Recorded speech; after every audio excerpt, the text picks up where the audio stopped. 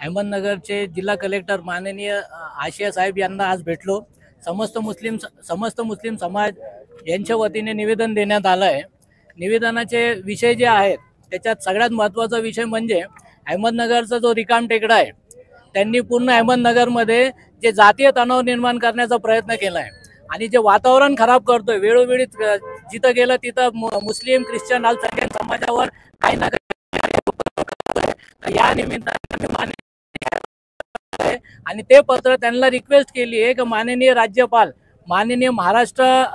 निवडणूक आयोग आणि महाराष्ट्राचे विधानसभा अध्यक्ष यांना तो लेटर पुढं फॉरवर्ड करावा। त्याच्यामध्ये की जो व्यक्ती निवडणूक झाल्यानंतर तो निवडणूक लढताना कोणत्याही पक्षाचा जरी असला तरी तो निवडणूक जिंकून आल्यानंतर तो त्या विधानसभाचा आमदार असतो आणि जर तो असंविधानिक काही भाष्य करायचं असेल किंवा एखाद्या विशिष्ट समाजाला किंवा बहुजन समाजाला जर वेटीस धरून आक्षेपार्ह वक्तव्य करत असेल तर त्याला त्या संविधानिक पदावर राहण्याचा कोणताही प्रकारचा अधिकार नाही आहे। म्हणून कलेक्टर साहेबांच्या मार्फत राज्यपाल, निवडणूक आयोग आणि विधानसभा अध्यक्ष यांना आम्ही विनंती केली आहे की याचा जो आमदारकी पद हे तातडीने रद्द करावा अशी आम्ही पहिले विनंती केली। दुसरा जो विषय आहे की कालच जवखेड खालसामध्ये हजरत रमजान बाबाची दर्ग्यामध्ये काही जातीवादी आतंकी संघटनेचे लोक आणि अहमदनगर जिल्ह्याचे 2 आमदार आणि काही चिल्लर लोक तिथं जाऊन त्या दर्ग्यावर कब्जा करण्याचा प्रयत्न केला।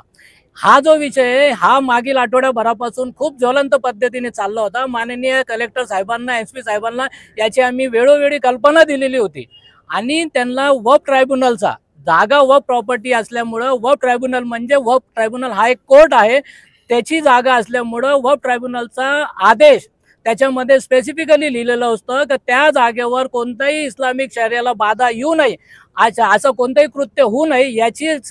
डायरेक्ट गाईडलाईन जी आहे माननीय एसपी साहेब अहमदनगर यांना दिलेली होती। परंतु त्या ठिकाणी तिकडचे जे मुस्लिम समाज म्हणजे त्या दर्ग्याचे जे मुजावर होते त्या मुजावरांना बाजूला ठेवलं, पोलिसांनी त्यांना घेराव घालून एका बाजूला केलं आणि या जातीवादी संघटनेला आणि 2 आमदार आणि चिल्लर लोकांना दर्ग्यामध्ये प्रवेश दिला, तिथं आरती करायला लावली आणि ती दर्ग्याची विटंबना केली। तर आम्ही कलेक्टर साहेबांना सांगितलंय का जे आपले अहमदनगर जिल्ह्याचे जे एसपी, ॲडिशनल डेप्युटी, प्रांत, तहसील, तलाठी आणि तिथला सरपंच आणि जे बाकीचे लोक तिथं दंगल घडवायला आले होते या सगळ्यांनी तिथं दर्ग्याची विटंबना केल्यामुळे त्यांच्यावर कारवाई व्हायला पाहिजे आणि हे एसपी साहेबांची जबाबदारी होती की ते जागेवर कोणत्याही पद्धतीने न्यायालयाचा अवमान होऊ नये। परंतु एसपी साहेबांनी कोणतंही लक्ष दिलं नाही। ते न्यायालयाचा जो आदेश धुडकावून लावल्यामुळं माननीय कलेक्टर साहेबांना विनंती केली की एसपी साहेबांवर ब्रीच ऑफ ड्युटी म्हणजे कर्तव्यात कसूर म्हणून एसपी साहेबांनी ॲडिशनल डेप्युटी आणि तिथला PI यांच्यावर गुन्हा दाखल करावा। तिथला जो PI आहे तो हाच PI आहे ज्यांनी शेवगावमध्ये एका दर्ग्याची जेव्हा ती मिरवणूक चादरची मिरवणूक चालली होती त्या दर्ग्याच्या चादरच्या मिरवणूकमध्ये लाठीचार्ज केला होता आणि त्याला दुसरीकडे त्याची बदली करण्यात आली होती। परंतु सिस्टमॅटिकली तिथं दंगल घडवण्याच्या हेतूने त्या PIला बरोबर पातळीमध्ये इम्प्लांट केलं गेलं आणि हे सगळं षडयंत्र जे आहेत आम्हाला असं वाटतं की हे सगळं षडयंत्र SP, ॲडिशनल आणि डेप्युटी सहित काही राजकारणी लोक आणि रिकाम टेकड्यांनी केलं है, ऐसा आमचा स्पष्ट आरोप है। आज अहमदनगर के कलेक्टर को हमने आकर निवेदन दिया कि हमारे माइनॉरिटी के जो अधिकार है उसका हनन हो रहा है। जिस तरीके से फंडामेंटल राइट से आर्टिकल नंबर 19 से 24 के अधिकार का जो हनन हुआ, जबरदस्ती एनक्रोचमेंट जो अहमदनगर में चालू है, एक C डिग्री का आमदार है जो जाकर पूरे जिले के अंदर माहौल खराब करने की कोशिश कर रहा है, उसके बारे में हमने बताया कि उसको संविधान के पद पर रहने का अधिकार नहीं है क्योंकि राइट टू इक्वालिटी हर समाज को लेकर चलने का संविधान के अंदर प्रावधान है। ये चीज को बताते हुए गुहा का मसला हुआ,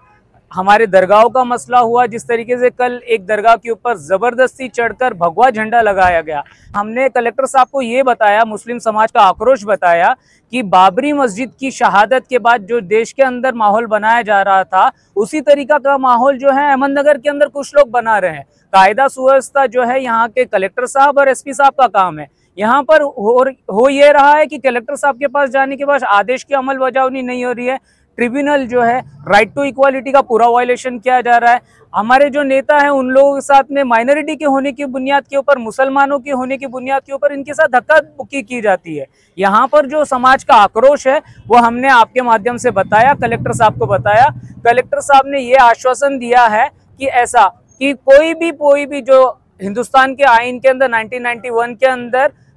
पीस ऑफ वर्शिप एक्ट का हमारे देश में कायदा है, उसकी अमल बजावनी नहीं हो रही है। हमने इंसिस्ट कर और प्रेशर कर कलेक्टर साहब को बताया। हमारे जो यहाँ के अहमदनगर के कलेक्टर है आशिया साहब, उन्होंने कहा कि हम इसके ऊपर कड़क अमल बजावनी करेंगे और कायदा सुव्यवस्था जो बनाने की जिम्मेदारी सिर्फ हमारे समाज पे नहीं आ रही है। कोई उठे छुटे जिनकी है ना स्टैंडर्ड नहीं है, जिनके पास के उनके ऊपर गुने दाखिल है, वो लोग आकर हमारे को